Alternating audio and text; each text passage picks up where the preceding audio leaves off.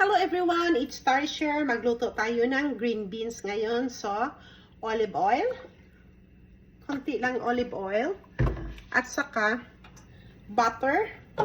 Mga half lang siya. Half teaspoon ng butter. Ibutan na nako ang bawang. Garlic. Kasi ito ay garlic beans.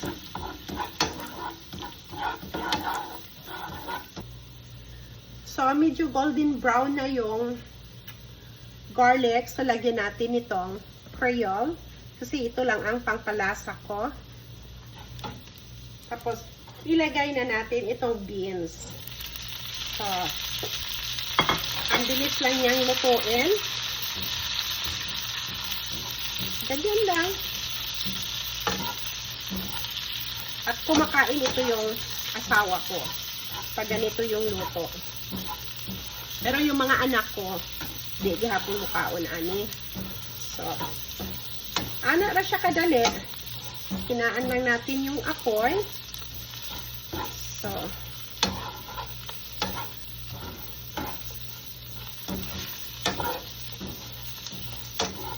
super bilis, di ba? Ang bango niya dahil nga yung garlic ay super sarap. Yan.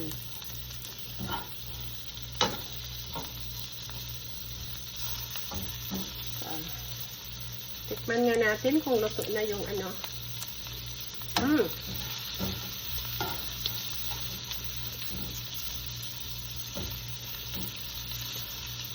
So, okay na siya. Luto na.